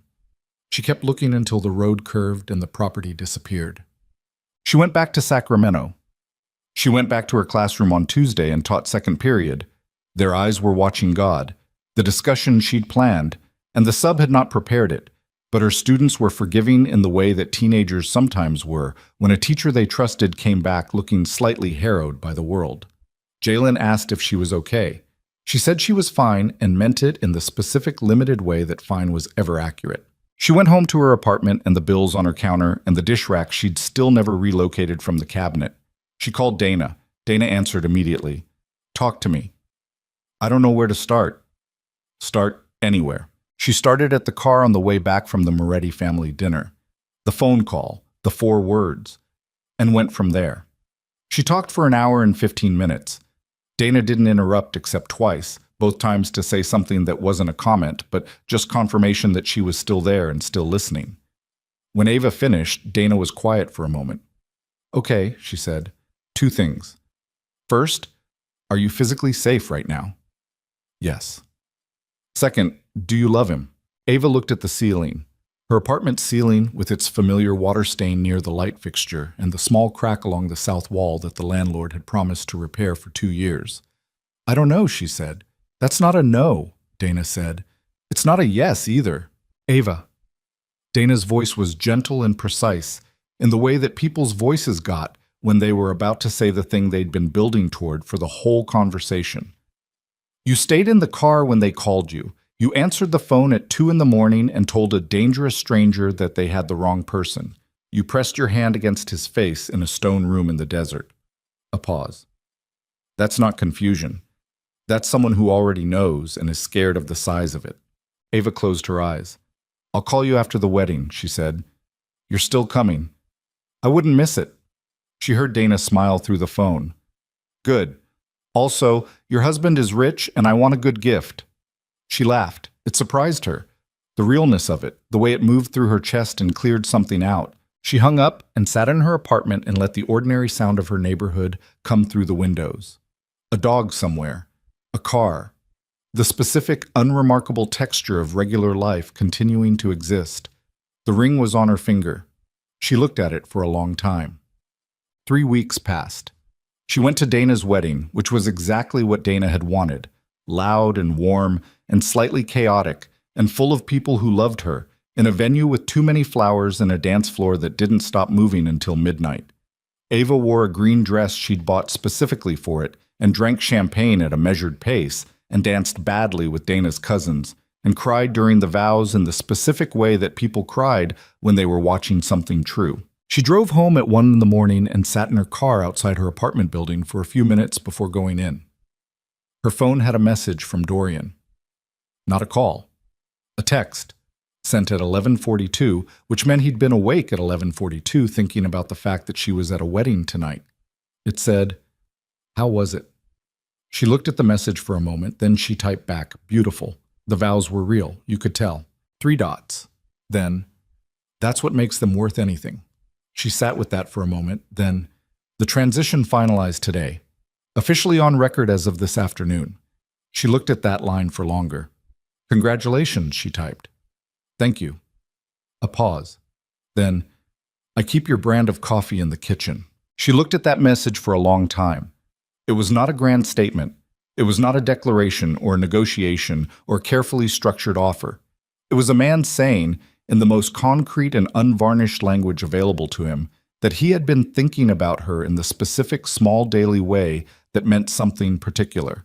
She typed, "I'll be in Las Vegas next weekend." The dots appeared and disappeared once, then, "I'll be here." She put the phone in her pocket and went inside. Busman.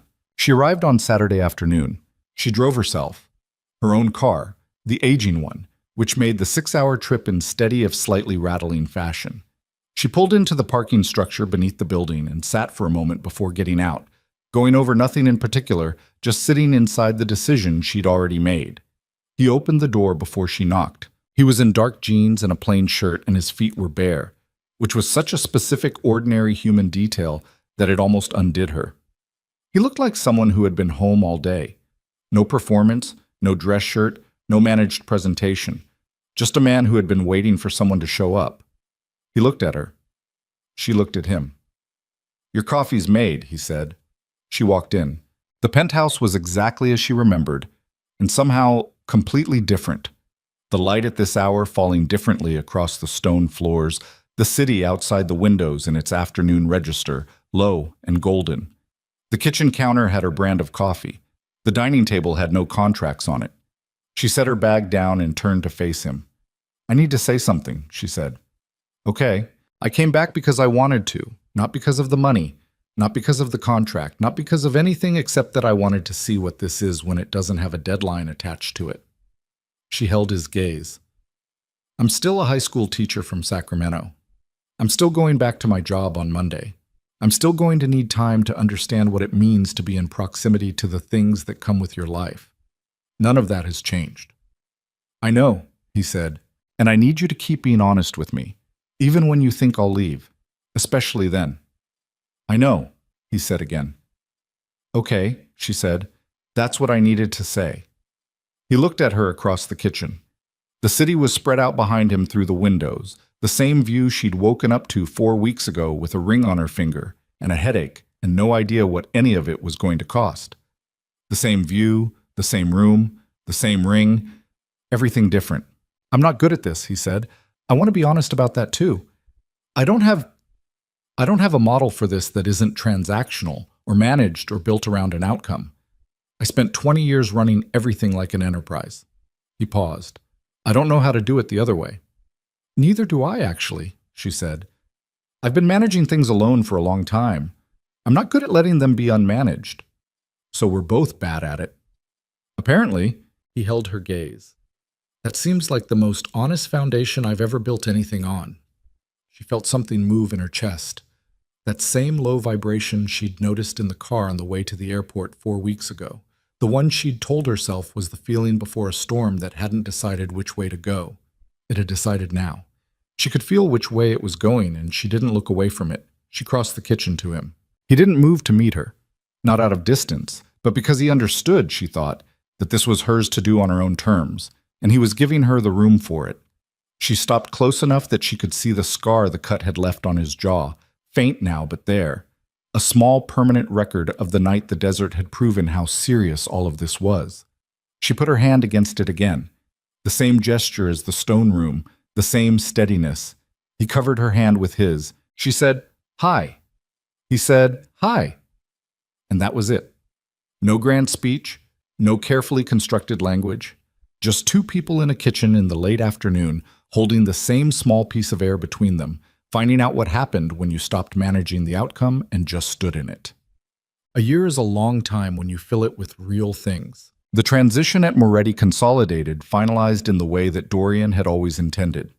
Slowly, carefully, with the specific patience of someone dismantling a structure that had been load-bearing for decades and replacing it piece by piece with something that could hold weight differently. Legitimate real estate. Hospitality expansion. The private equity arm redirected into development and infrastructure. The old operations not erased so much as starved of oxygen and attention until they ceased to function. There were setbacks. There were nights when Ava lay awake in the penthouse with the city below and thought about the shape of the life she was living and whether she was brave enough to keep living it. There were arguments. Actual arguments. Not the managed disagreements of the contract period, but the real kind. Voices raised. Doors not quite slammed but firmly closed. The difficult territory of two people who had both spent a long time being competent alone, learning how to be competent together. She kept her job. She drove the 6 hours or flew when the schedule was punishing, and she taught second period and Thursday afternoon in the AP class she'd picked up in the fall. And her students knew she was married to someone with money because Jalen had Googled her name during a free period and reported his findings to the entire junior class.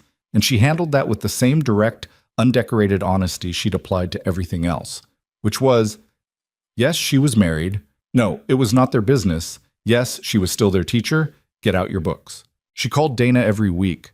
Dana called her back half the weeks, because Dana was now 6 months pregnant and operating on a schedule that bore little relationship to any calendar Ava recognized. Marco Moretti relocated to Miami. He sent Dorian one message 4 months after everything. 2 sentences. No apology, just, "I understand what I did. I won't pretend otherwise. Dorian read it twice and put his phone down and didn't respond for a week. Then he sent back 3 words. I know you do. Nothing more was said. It was not forgiveness. It was not resolution. It was 2 people acknowledging the wreckage between them and deciding that staring at it directly was the most honest thing left. Carmine Moretti shook Ava's hand at a family dinner 8 months after the desert night, and he held it a beat longer than he had the first time, and he looked at her with those assessing eyes and said, Dorian made a good choice. Not a compliment, a verdict. She understood the difference and received it accordingly. Rosaria asked her about her garden 2 weeks later, and by the end of the conversation had offered to let Ava take a cutting of a rose variety she'd been cultivating for 15 years. Ava accepted. She planted it in a pot outside her Sacramento apartment. It took root on the 3rd try. On a Saturday in November, nearly a year after the morning she'd woken up in a stranger's penthouse with the worst headache of her life, Ava stood at the window of that same penthouse in the early morning with her coffee. Black, her brand, always stocked, and looked out at the city below. She heard him behind her before she turned, the specific weight of his footsteps, the sound of him pouring coffee, the unhurried quiet of a Sunday morning that belonged to both of them now without negotiation. He came to stand beside her at the window. They looked at the city together. Las Vegas in early morning was still its own specific thing, the lights still going from the night crowd, the desert sky above the buildings beginning to pale at the edges, the improbable, irrational, completely committed blazing of a city that had been built in the middle of nowhere, on the premise that human beings would drive across empty desert to stand inside a room full of light and noise and possibility. She thought about the morning she'd stood at this window for the first time, the ring too large on her finger, the contract unsigned on the table, the calculation of survival she'd made, practical and scared, and not fully wrong. She thought about what it cost to make a real choice, not a managed one, not a practical one, not one with a number attached, but a choice you made with the full weight of who you were and what you knew, including everything that might go wrong. She thought it cost exactly this. Standing at a window in the early morning with cold coffee going warm in your hands and a man beside you who had been honest about his failures, who had said I was wrong without packaging, who kept your coffee stocked and remembered the things you said without writing them down, and who stood now in bare feet and old clothes in the gray November light, looking like exactly what he was.